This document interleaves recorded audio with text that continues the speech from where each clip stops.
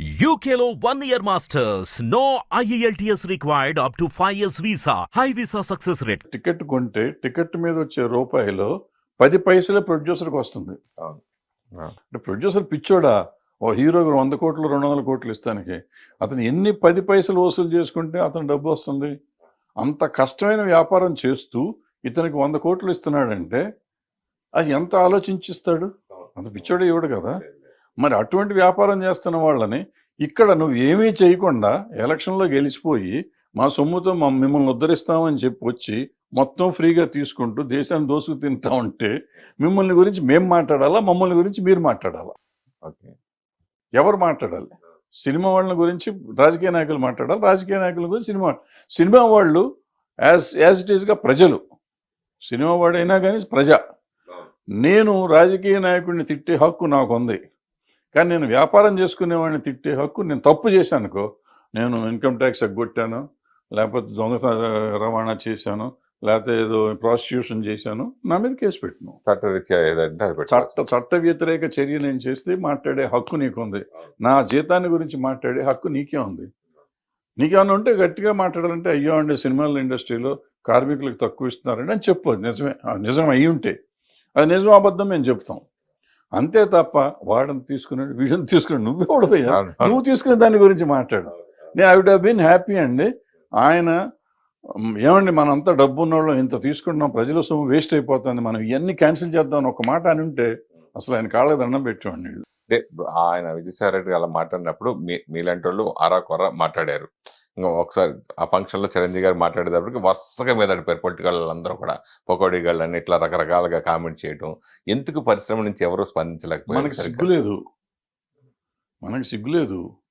చివరికి చిరంజీవి గారు చెప్పారు, చిరంజీవి గారికి హ్యాట్స్ ఆఫ్. ఎందుకంటే ఇంతకాలానికి ఆయన ధైర్యం చేసి చెప్పాడు. అది ఆయన మాట్లాడు మామూలుగా ఇప్పుడు మాట్లాడలేదు. ఎప్పుడు మాట్లాడాడు ఫస్ట్ టైం మాట్లాడాడు. ఆయన సపోర్ట్ ఎవరు నిలబడ్డారు? ఎవరు మాట్లాడారు అసలు? నేను ఆయనకి పర్సనల్గా చెప్పా, ఏమంటే మీకు ఎవరు రారు, ఆయన సీఎం దగ్గరికి వెళ్ళినప్పుడు చెప్పి ఎవరు రారు మీరు ఇంట్లో ఇన్వాల్వ్ అవుద్దని ఆయనకి చెప్పాను. ఆయన కోపం వచ్చింది. సీఎం దగ్గరికి వెళ్ళి వీళ్ళందరిని తీసుకుని ఆ రోజే చెప్పా, మీరు ఇందులో ఏలు పెట్టొద్దు, ఇదేంటి తేనె తుట్టిది, మిమ్మల్ని కరుస్తే తప్ప ఎవరు రారు మీ దగ్గరికి అని చెప్పాను ఆయనకి. అడగండి మీరు, నేను చెప్పానో లేదో అడగండి. ఓకే ఓకే ఓకే చెప్పాను. ఆయన చెప్పారు రారు, ఎందుకు వస్తారు వాళ్ళు? వాళ్ళ అవసరానికి చిరంజీవి గారిని వాడుకుంటారు, మామూలుగా కాదు అసలు. వాళ్ళు వాడుకుంటారు. ఈయన అమాయకుడు పడిపోతూ ఉంటాడు. చెప్పానండి ఆయన చెప్పే, నా బాధ్యతగా నేను చెప్పాను. నాకు సంబంధం లేదు. ఇంత మనకేం నన్ను ఇంట్లో మనిషిం కాదు, కట్టేసి వెళ్తానికి వీళ్ళేది అనలేం కదా. మనకు ఇప్పుడు మామూలుగా మనలో మనకి కొంచెం శత్రుత్వంగా ఉంటాం. ఒక పార్టీలో కొంతమంది ఉంటారు, ఇంకో పార్టీలో కొంతమంది ఉంటారు. టీడీపీలో కొంతమంది ఉండొచ్చు, వైసీపీలో కొంతమంది ఇంకా వీళ్ళు మళ్ళీ ఇప్పుడు పోసాన్ గారు లాంటి కానీ ఇటువంటి కాంట్రవర్సీ కానీ మాట్లాడడం, ఒకళ్ళు తిడతాం కానీ ఇంకోళ్ళు తిడతాం కానీ, సినిమా వాళ్ళకి గొడవ, ఆ రాజకీయాల వాళ్ళు సినిమాలు కొట్టుకోవడం, దెబ్బలాడుకోవడం, వాటి గురించి మీరేం చెప్తారు? అంటే నేను వాళ్ళు సినిమా వాళ్ళుగా నేను కన్సిడర్ చేయను, బయట తిట్టుకోవటం మొదలెడుతుంది. ఎందుకంటే ఇతను ఎక్కువ అతను తక్కువ అనేది లేదు, అందరూ అదే మాట్లాడుతున్నారు. ఆ భాష బాగలేదు, చండాలంగా ఉంది భాష. ఈ భాష చండాలంగా ఉంది, మాట్లాడే తీరు బాగోలేదు, ఒకళ్ళనొకళ్ళు తిట్టుకోవటం బాగలేదు, ఒక పద్ధతి బాగలేదు. ఈ సంస్కారహీనంగా ఉన్న వాళ్ళు ఏ పార్టీ వాళ్ళైనా పర్లేదు, ఏ పార్టీ వాళ్ళైనా చండాలంగా ఉంది. అది సినిమా వాళ్ళలో ఉండటం చాలా బాధపడాలి మనం. ఎందుకంటే మనం జనానికి ఒక ఎంటర్టైన్మెంట్ పంచడానికి వచ్చాం తప్ప మనం ఏం చేస్తాం లేదు. వీళ్ళు అవకాశం ఉంటే ఎంటర్టైన్మెంట్తో పాటు ఎన్లైటన్ కూడా చేస్తానికి వచ్చాం. ప్రజల్ని ఆలోచింపజేసేవాళ్ళం మనం, ప్రజలకి ఎంటర్టైన్మెంట్ ఇచ్చేవాళ్ళం మనం. చాలా తక్కువ డబ్బులతో ఎంటర్టైన్మెంట్ ఇచ్చి ఎన్లైటన్ చేయగలుగుతున్నాం. అటువంటి మనం ఈ ద్వేషభావాన్ని ఎప్పుడైతే పెంచుతున్నామో అది సినిమాల్లో కానీ బయట కానీ అది చాలా తప్పు. అది అవసరం లేదు మనకి. ఇప్పుడు ప్యారడీలు తీయటం వేరు, లేదంటే ఓ సినిమాలో మనం ఇప్పుడు రామారావు గారి మీద వాళ్ళు తీశారు, ఎవరు మన కృష్ణ గారు వాళ్ళు తీశారు. యాష్ వాళ్ళు కనపడితే రామారావు పిలిచి ఏం బ్రదర్ బాగా చేశారు అన్నారు ఆట. సో అలా ఉండాలి మనం కూడా, అంత స్పోర్టివ్గా ఉండాలి. అది వదిలిపెట్టి వాళ్ళు బూతులు తిట్టి, వాళ్ళు తిట్టారు కదని మనం వాళ్ళని బూతులు తిట్టి ఎక్కడికి వెళ్తాం? సంస్కారం ఎక్కడికి పోతుంది? మనం మనుషులమా ఇంకేమన్నా? అసలు అర్థం కావట్లేదు. సిగ్గుపడాల్సిన విషయం. అది ఎవరైనా కానీ, ఒక పర్టికులర్ పేరు కాదు, మనం చాలామంది ఉన్నారు, అనవసరం పేర్లు ఎత్తడం. మీరెందుకు రాజకీయాలకు దూరంగా ఉన్నారు? మనకి రాజకీయం వస్తున్నాం ఇట్లా మాట్లాడితే ఎవడిస్తాడు మనకి రాజకీయంలో? ఎవరు రాని ఎవరు మన దగ్గర. పార్టీ సపోర్ట్ గాను అంటే ఒకటిగా అదొక ప్రాబ్లం ఏంటంటే నా ఇష్టాలు ఉంటాయి. నాకు ఇప్పుడు నేను ఫర్ ఎగ్జాంపుల్ నేను చెప్తాను. ఇప్పుడు చిరంజీవి గారి విషయం నాకు చెప్పాను నేను. ఇది రైట్ అని చెప్పాను, అది తప్పు అని చెప్పాను. నేను ఒక చోట ఉండి వాళ్ళని రైట్ తప్పు అంటే ఒప్పుకోరు. ప్రతిదానికి రైట్ అంటేనే ఒప్పుకుంటారు ఎవరైనా కానీ. ఈ సమాజం వాళ్ళు ఎట్టా ఉందంటే నేను అన్నిటికీ ఊ కొడతాం చిడతల్లాగా తయారైతే బాగుంటుంది. మంచి ఏంటి చెడు ఏంటి అని చెప్తే ఎవరికి నచ్చదు. సో పొలిటికల్ పార్టీ కూడా సేమ్ ప్రాబ్లం అవుతుంది. అంటే మీకు భవిష్యత్తులో ఎవరైనా ఆఫర్ చేస్తే మీరు రాజకీయాలకు చాలాసార్లు ఆల్రెడీ ఆఫర్ చేశారు నాకు. నేను ఎప్పుడు దాన్ని పెద్ద ఇంట్రెస్ట్ చూపించలేదు నాకు. ఎందుకని? ఎందుకనంటే ఇదే చెప్తున్నా కదా, ఇదే ప్రాబ్లం. రకరకాలు ఉన్నాయి నాకు. సమస్య అంటే ఆన్ రికార్డ్ నేను ఆన్ కెమెరా నేను కొన్ని చెప్పకూడదు. ఈ మధ్యన అప్పుడప్పుడు సడన్ గా మీరు కొంచెం అంటే ఆ సందర్భోచితంగా మాట్లాడినా మీరు మాట్లాడేది బాగా వైరల్ మొత్తం రివర్స్ అవటం, కాంట్రవర్సీ అయిపోవడం, కాంట్రవర్సీలు ఇరుక్కుపోవటం. అట్లా రీసెంట్గా మొన్న జరిగిన ఛాంబర్ ఎలక్షన్స్ కూడా ఏంటి ఎంత దారుణంగా ఉంటుందని మీరు అలా చెప్పడం, అది చాలా మంది బాధపడ్డారు ఆ విషయాల్లో. అది ఎందుకు అట్లా మీరు ఎందుకు మాట్లాడారు? బాధపడుతుంది? దాంట్లో ఎందుకు బాధపడాలి? ఛాంబర్ మనం ఎందుకు పెట్టుకున్నాం? ఛాంబర్ ఎందుకు పెట్టుకున్నాం? సినిమా ఇండస్ట్రీలో ఉన్న అన్ని శాఖలకి మంచి చేయటానికి పెట్టుకున్నాం. అవును, మీరు కూడా ఛాంబర్ చేశారు కదా. చేసాం. దాన్ని ఎందుకు పెట్టుకున్నాం? దాన్ని వదిలిపెట్టి ఆ పబ్లిసిటీ ఏంటి, ఆ క్యాన్వాసింగ్ ఏంటి, ఆ డబ్బులు ఏంటి, ఆ ఖర్చు ఎంత పెట్టారు, ఆ వెనక పోస్టర్స్ ఎంత పెట్టారు, ఎవరి కోసం పెడుతున్నాం? ఏం చేస్తానికి అక్కడ ఏమైనా ఉందా? డబ్బులు ఉన్నాయా? దోసుకెళ్తానికి వచ్చాం మనం. ఎందుకు బాధపడకూడదా? కోప్పడకూడదా దానికి? పడచ్చు కొంతమంది, అది బాధేసిందని. వాళ్ళు బాధపడ్డారంటే వాళ్ళకి ఏముందో మరి.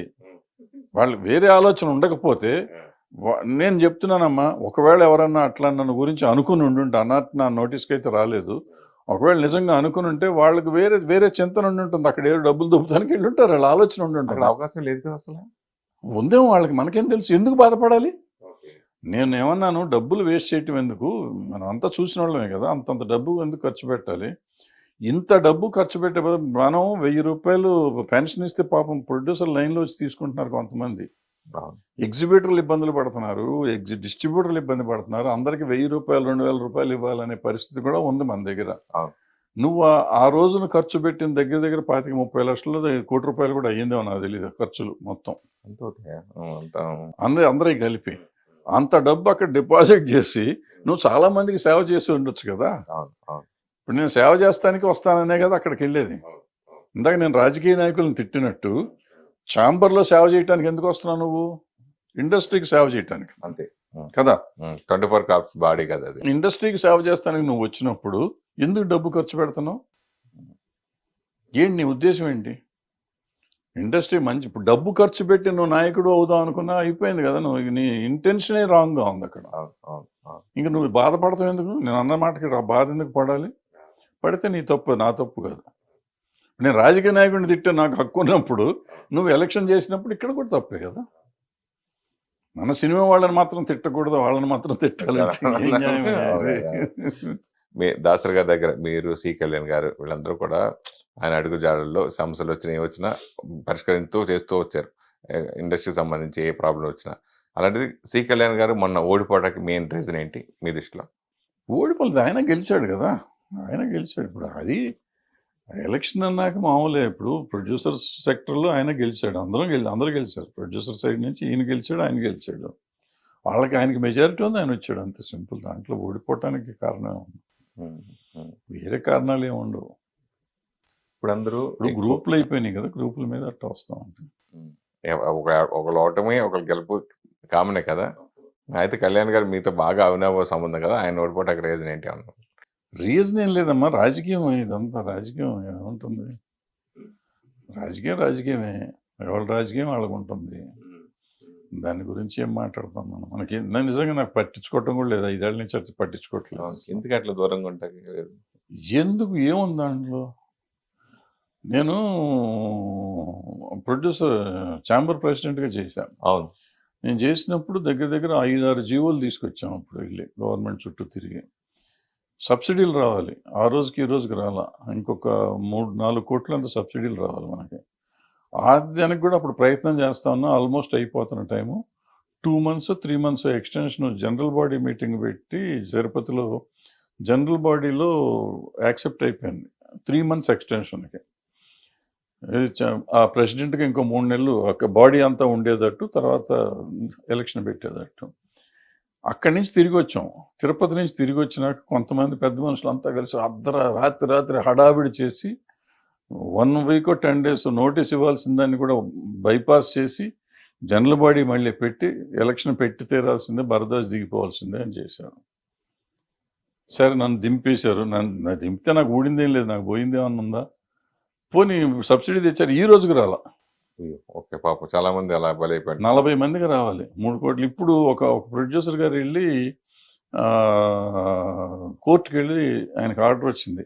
52% ఆంధ్ర గవర్నమెంట్, 48% తెలంగాణ గవర్నమెంట్ ఇవ్వాలని. ఆ జీవో చూసినాక నేను ఒక స్టేట్మెంట్ ఇచ్చి, ఈ రోజు వరకు ఎవరు ఇవ్వాలా, ఇంకా ఎవరు మాట్లాడతలా. నేను 3 సార్లు చెప్పా దీని గురించి. ఆ గవర్నమెంట్ ఈ గవర్నమెంట్ అడితే 2 కోట్లు 2.5 కోట్లు అవుతుంది అంతే. ఓకే ఓకే, ఈ 2 కోట్లు అనేది పెద్ద విషయం కాదు. వీళ్ళు ఇన్ని కొట్టుకునే బదులు మొన్న ఎలక్షన్లో ఖర్చు పెట్టిన డబ్బులు వీళ్ళకి ఇవ్వచ్చు. లేదనుకుంటే ఆ సీఎం దగ్గరికి ఈ సీఎం దగ్గరికి వెళ్ళి డబ్బులు ఇప్పించవచ్చు. 2 కోట్లు వాళ్ళకి పెద్ద అమౌంట్ కాదు వాళ్ళ గవర్నమెంట్కి. ఓకే, ఇటువంటివి చేయాలి కదా. ఈ ఏమీ చేయకుండా ఎదవ రాజకీయం చేసి వాడు ఉండకూడదు, వీడు ఉండకూడదు, వీడిని నాశనం చేద్దాం, వాడిని నాశనం చేద్దాం అనుకునే వాళ్ళు ఉన్న సమాజంలో మనం ఎందుకు దూరాలు ఏలెందుకు పెట్టాలి? ఓకే, నాకు అవసరం లేదుగా. ఇప్పుడు నేను చెడు చేస్తా అంటే నన్ను పంపించేయి. నేను మంచి చేస్తా అంటే మంచి చేస్తున్నాను వద్దనుకుంటే. ఆ రోజు ఆన్లైన్ చేయించాను నేను జియో, ఇది ఆన్లైన్ సేల్స్ ఉండాలని చెప్పి. ఆ రోజు ఆపారు. సబ్సిడీ కాదు, మన టికెటింగ్, ఆన్లైన్ టికెటింగ్. ఆ రోజు అప్పుడు నేను జియో తెచ్చేసాను ఆ రోజు. ఓకే ఓకే, ఆ జియోలో అది మాత్రం పార్టిసిపేట్ చేయకుండా, అది ఇది చేయకుండా ఆపారు దాన్ని. ఇవాళ దాని గురించి మాట్లాడుతున్నారు. ఏంటి ఇదంతా?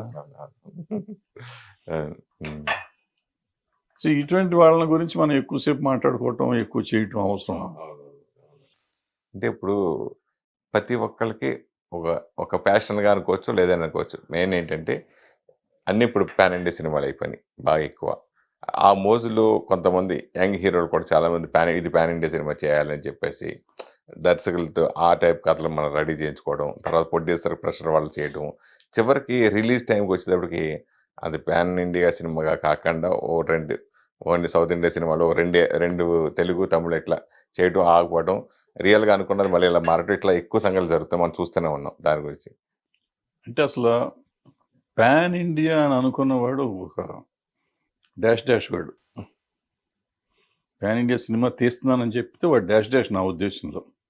ఎందుకంటే నేను పుట్టక ముందు నుంచి సినిమాలన్నీ అన్ని భాషలు తీశారు. నా చిన్నప్పుడు భానుమతి గారు 3 భాషలు డైరెక్ట్ చేశారు ఒకేసారి. చండీరాణి అనుకుంటా, హిందీ, తెలుగు, తమిళ్ డైరెక్ట్ చేసి మొత్తం నీకు ఉండాలి, నా దగ్గర ఇస్తాను నేను. భారతదేశం అంతా, అఖండ భారతదేశంలో రిలీజ్ అవుతున్నాం చిత్రం అని చెప్పి ఆ రోజుల్లో 52, 54 ఎప్పుడో ప్రాంతంలో. ఓకే, అంటే అది పాన్ ఇండియా అనే అర్థం. మాయబజార్ పాన్ ఇండియా అనేగా. పాతాళ పేరు హిందీలో ఎన్టీ రామారావు చేశారు. అవును అవును అవును. ఎన్ని సినిమాలు, తమిళ్లో సినిమాలు ఎన్ని ఉన్నాయి, తెలుగులో సినిమాలు ఎన్ని ఉన్నాయి. రోజా ఏంటి, బొంబాయి ఏంటి, ప్రేమికుడు ఏంటి, ఇవన్నీ సినిమాలు వచ్చేసినాయి కదా, సూపర్ డూపర్గా చేసినాయి.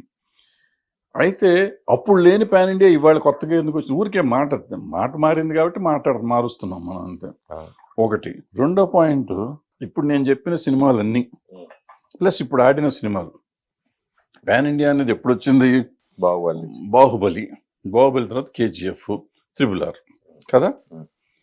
ఈ 3 సినిమాలు అంతకుముందు సినిమాలు. కానీ ఇది ఏదైనా పాన్ ఇండియా కోసం తీసిన సినిమాలు ఎట్లాగో నాకు చెప్పండి. వాళ్ళు తెలుగు కథలే తీశారు. వాళ్ళు ఈ 3 సినిమాలు తెలుగు కథలే తీశారు. 1000 కోట్లు వచ్చినాయి. దంగల్ అని ఒక సినిమా వచ్చింది, వాళ్ళు వాళ్ళ ఊరు కథ తీశారు. ఊరు కథ, విలేజ్లో కథ తీశారు. అది వీటితో పాటు చేసింది. అది కానీ ఈ 3 సినిమాలు కానీ, కాంతారా వాళ్ళ ఊరు కథ తీశారు, అది 300 కోట్లు చేశారు. ఏమంటే KGF వాళ్ళ ఊరు కథ తీశారు, అది 2 KGFలు ఇరగబాదేసినాయి. బాహుబలి నా చిన్నప్పుడు విట్లాచారి గారి సినిమా అనేది, అది 1000 కోట్లు చేసింది. 2 సినిమాలు 2,000 కోట్లు చేసింది, 2 సినిమాలు చేసినాయి. సో వాళ్ళు ఎవరు చేయలే. ఇప్పుడు వచ్చిన మీరు సోకాల్ తర్వాత పాన్ ఇండియాకి అనుకుందాం కొంచెంసేపు. మొన్న పిల్లడు నిఖిల్ సినిమా ఒకటి వచ్చింది, స్పై కాదు దానికి ముందు, కార్తికేయ 2. అతను తెలుగు సినిమా తీసుకున్నాడు, అది హిందీలో డబ్ చేసి రిలీజ్ చేస్తే అది హిందీలో కూడా హిట్ అయింది, పెద్ద హిట్ అయింది. నేను చెప్పొచ్చేది ఏంటంటే నీ భాషని నమ్ముకుని నీ కథ నువ్వు సినిమా తీయి. మనం సినిమా అనేది అందరికీ నచ్చేదే, మనం రీమేక్లు ఎందుకు చేస్తున్నాం? చాలా సినిమాలు మనకు అన్ని భాషలో రీమేక్ అయిన సినిమాలు ఉన్నాయి మన తెలుగు సినిమాలు. అంటే పాన్ ఇండియాలేగా. కథ కావాలి, కథ పాన్ ఇండియా ఉండాలి, కథలో ఆర్టిస్టులు కాదు. ఇక్కడ ఏంటంటే హంగులతో పాన్ ఇండియా అంటున్నారు. నువ్వు కథ సినిమా తీస్తే ఆ కథ ఆటోమేటిక్గా పాన్ ఇండియా అవుతుంది. ఇప్పుడు పుష్ప 2 కూడా వస్తుంది. పుష్ప ఉంది, మన ఇందాక చెప్పిన దాంట్లో పుష్ప ఉంది. 2 లేదు, పుష్ప వాడు ఇక్కడ కథేగా తీసుకున్నాడు ఆయన. దాంట్లో ఏముంది? ఎర్రచందనం, నీ సూపే బంగారం అంటే మరి వాళ్ళు కూడా చూస్తారు. ఊ అంటావు హిందీ సాంగ్, అది తమిళ సాంగ్, అన్ని భాషల్లో హిట్ అవ్వాలా. సో మనం అన్నీ ఏదో రాంగ్ నోషన్లో బతికేస్తూ ఉంటాం. మనం ఎవడో పాన్ ఇండియా అని పెట్టాడు. ఇప్పుడు అతను రాజమౌళి ఒక మంచి మార్కెటింగ్ ఆయన రకరకాల పేర్లు పెడతాడు. ఆయన పెట్టిన పేర్ల పులిని చూసి నక్క వాదెట్టుకున్నట్టు మనం వెళ్ళిపోయి మనం చేసుకుని ఏమండి, ఏ సినిమా చెప్పండి హిందీలో ఎక్సెప్ట్ సాహో, ఏ సినిమా హిందీలో పే చేసింది చెప్పండి? మనం పాన్ ఇండియా అని చెప్తున్న సినిమాల్లో మన దగ్గర పాన్ ఇండియా అనకుండా ఉన్న సినిమాలన్నీ హిట్ అయినాయి. ఇప్పుడు కాంతారా రిలీజ్ చేసిన 2 వారాలు గ్యాప్ ఇచ్చి అన్ని భాషలో రిలీజ్ చేస్తే మళ్ళీ సూపర్ హిట్ అవ్వాలా? అంటే దాని అర్థం ఏంటంటే నువ్వు నీ రీజనల్ సినిమా నువ్వు తీసుకునేటప్పుడు బాగా తీసుకో. కొంచెం ఏం బయట ఎంత వస్తుందేమో అనుకో, 2 కోట్లు ఎక్కువైతే అవుతుంది. అప్పుడు ఆటోమేటిక్గా రిలీజ్ అయ్యి నీకు కంటెంట్ బాగుంటే అవుతుంది. ఆయన చార్లీ అని తీశాడు, చిన్న సినిమా, కుక్క మీద సినిమా, అది కూడా పాన్ ఇండియా వచ్చిందిగా. ఎందుకు రావు సినిమాలు? ఇందాక చెప్పిన కార్తికేయ 2 అతనికి మా 12-13 కోట్లు ఇక్కడ తీసుకున్నారు, అది 100 కోట్లు చేసిందిగా. మరి ఇంకేంటి పాన్ ఇండియా? తొక్కలో పాన్ ఇండియా అని ఎందుకు? మనం మోసం చేసుకుని దాన్ని ఖర్చు పెట్టుకుని రూపాయి తీసుకునే వాడికి 2 రూపాయలు 10 రూపాయలు మనం రెమ్యునరేషన్ ఇచ్చి, పాన్ ఇండియా కాబట్టి 10 రూపాయలు రెమ్యునరేషన్ ఏమన్నా ఎక్స్ట్రా తీస్తున్నావా? నేను ఇందాక చెప్పిన చండీరాణి 3 భాషల్లో తీశారు. పూర్వకాలం సినిమాలు మీరు మైండ్ ఇట్, అన్ని భాషల్లో తీసేవారు. వీలైతే 3 భాషలకి 3-3 నటులను కూడా మార్చేవారు, సైమల్టేనియస్ షూటింగ్ చేస్తూ. తెలుగుకి వీళ్ళు, హిందీకి వాళ్ళు, తమిళకి వీళ్ళు అని చెప్పి హీరో హీరోయిన్లు కాకుండా మిగిలిన వాళ్ళందరూ మార్చారు. సపోర్టింగ్ కొన్ని చాలా తక్కువ. అది పారాడబ్బింగ్ లాగా చేస్తున్నారు. అది కాదు, సినిమా షూటింగ్ అప్పుడే నా షార్ట్ తీసి మళ్ళీ మీ షార్ట్ తీస్తారు. అట్లా తీసినవి ఉన్నాయి సార్. తీసేవారు సినిమాని. అది పాన్ ఇండియా అంటే ఒక రకంగా. ఇది ఏం పాన్ ఇండియా అండి? ఇది మోసం, ఒకరినొకరు మోసం చేసుకోవడం, మనం మోసం చేసుకోవటం. ఎవరిని మోసం చేయట్లేదు, మనం మోసపోతున్నాం. మనం మోసం చేసుకుని మనం మోసపోతున్నాం. ఇప్పుడు మనం కొన్ని టైంలో కొన్ని హిట్స్ రకరకాల చూస్తూ ఉంటాం మనం. కానీ ఈ సంవత్సరం పర్టికులర్ వచ్చేసరికి బలగం చిన్న సినిమాగా రిలీజ్ అయ్యి పెద్ద హిట్ అవ్వటం, ఇప్పుడు సామాజ వర్గమన, ఇప్పుడు బేబీ సినిమాలు, ఇలా మీరు కూడా చిన్న సినిమాలుగా చేసిన సినిమాలు పెద్ద సక్సెస్ కొట్టారు చాలా సినిమాలు. సో ఇప్పుడు ఈ సంవత్సరంలో ఈ 3 సినిమాల గురించి మీ అనాలిసిస్? ఏం లేదు, ఇప్పుడు సామాజిక వర్గమన చక్కగా ఫ్యామిలీ సరదాగా ఉంటుంది, మొత్తం ఫ్యామిలీ కూర్చొని చూడొచ్చు, ఫుల్ ఎంజాయ్మెంట్ సినిమా ఆడింది. బలగం లాంటి సినిమా అసలు ఆలోచనే లేదు. అతను ఇప్పుడే కాదు, 5-6 ఏళ్ల కింద 7 ఏళ్ల కింద వేణు కాదు దిల్ రాజు ఆ సినిమా తీశాడు. దిల్ రాజు శతమానం భవతే తీశాడు, నేషనల్ అవార్డు కొట్టాడు. ఆ సినిమా ఆ రోజునే వచ్చింది కదా సినిమా. ఫ్యామిలీ, అది అవుట్ అండ్ అవుట్ ఫ్యామిలీ. ఆ రోజున అది చేయలేదు కాబట్టి వాళ్ళు చేసి ఉంటే అది నా ఉద్దేశంలో అది కూడా పాన్ ఇండియా సినిమా అయ్యి ఉండేది. చేయలేదు వాళ్ళు. So family subject. ఇప్పుడు ఇది వచ్చేటప్పటికి ఫ్యామిలీ, అది ఆ రోజున సూపర్ హిట్ అయింది. ఆ తర్వాత ఇది మళ్ళీ ఫ్యామిలీ సబ్జెక్ట్ వచ్చింది. ఇది కొత్త ఆర్టిస్టులను పెట్టి మొత్తం తెలంగాణలో ఉన్న ఆ చావు మీద వచ్చే ఇది ప్రతి ఇంట్లో జరుగుతుంది. తెలంగాణలోనే కదా, ఆంధ్రాలో కూడా అదే జరుగుతుంది. ప్లస్ మీకు అక్కడ చక్కగా కాకి సెంటిమెంట్ పెట్టి, అంటే నీళ్ళు మనం అందరం కలిసి ఉంటేనే మనం నమ్మకం కాకి ముట్టుకుంటాం. ఎందుకంటే మన వాళ్ళ ఆత్మ శాంతించాలంటే వాళ్ళ కోరిక నెరవేరాలి, చచ్చిపోయే ముందు కోరిక నెరవేరాలి. ఆ కోరిక ఏంటంటే అందరూ కలిసి ఉండాలి. చాలా అద్భుతమైన కాన్సెప్ట్. సో ఇప్పుడు మనం అందరం కొట్టుకుసస్తున్నాం. రోజు తెల్లారులేస్తే కొట్టుకోవటమే కదా మనం. అవును అవును అవును కలిసి ఉండాలని చెప్తే సంహౌ ఎక్కడో కనెక్ట్ అయ్యారు పబ్లిక్.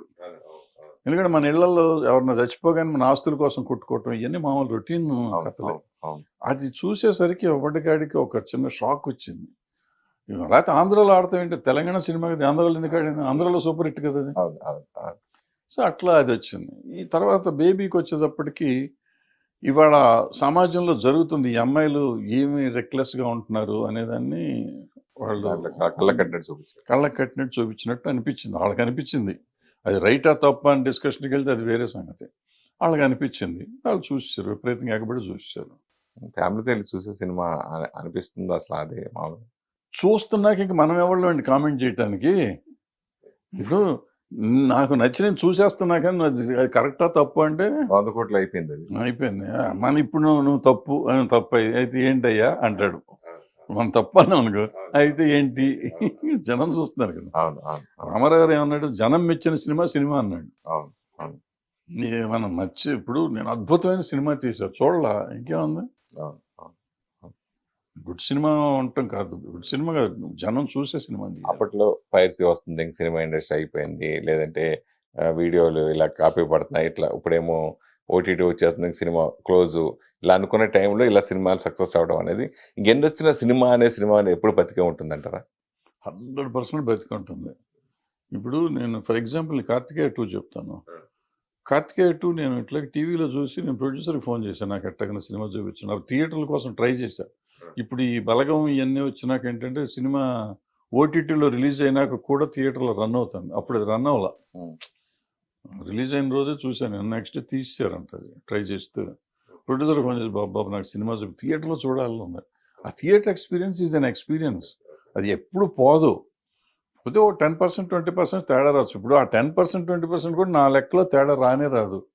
వీళ్ళు ఎవరో సినిమా చూసే బ్యాచ్ కాదు. మనం టీవీల్లోనే ఫేస్బుక్లో తిట్టేవాళ్ళు, ఇంటర్నెట్లో దాంట్లో పెడతాంటారు, అది ఇన్స్టాగ్రామ్ దేంట్లో పెట్టేవాళ్ళు, వీళ్ళు ఎవరో సినిమా చూసేవాళ్ళు కాదు.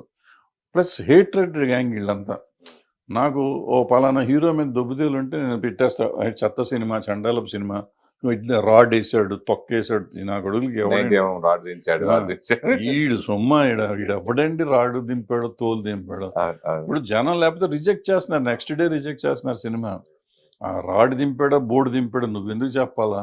సో ఒకళ్ళొక హీరోలు ఒకళ్ళు పడకుండా ఒకటి ఇష్టం, హీరోలు బంగారం లాగా ఉంటారు. హీరోలు బాగానే ఉంటారు అంటే నేను ఫ్యాన్స్ అభిమానులు ఒక హీరో అంటే ఒక అభిమాని పడకుండా కొంచెం అట్లా చేయడం వల్ల ఈ మధ్యన వచ్చిన సోషల్ మీడియాలో అసలు సినిమా రిలీజ్ మార్నింగ్ షోకే ఇదివరకు మనకి రివ్యూలు రాసినప్పుడు రివ్యూలు మనం తిట్టేవాళ్ళు, కొంతమంది ఇండస్ట్రీ తరపు నుంచి నేను మాట్లాడేది, ఏంటి ఇట్లా రాసేస్తారు సినిమా అవ్వకుండా 2 రోజుల తర్వాత 3 రాయాలని ఇట్లా అనుకునేవాళ్ళు. కానీ ఇప్పుడు అసలు ఎవరి కాళ్ళు రివ్యూ చెప్పేస్తాను చూసిన తర్వాత, అరచేతుల్లో చెప్పాడు, సోషల్ మీడియా బాగా పెరిగిపోవడం, ఆ సినిమా అంత ట్రోలింగ్ చేసేయడం, ఎవరు పట్టించుకోరు నా ఉద్దేశం. అది ట్రోల్ చేసినా ఏం చేసిన సినిమా బాగుంటే ఎవడేం చేయడు, ఎవడేం చేస్తాడు.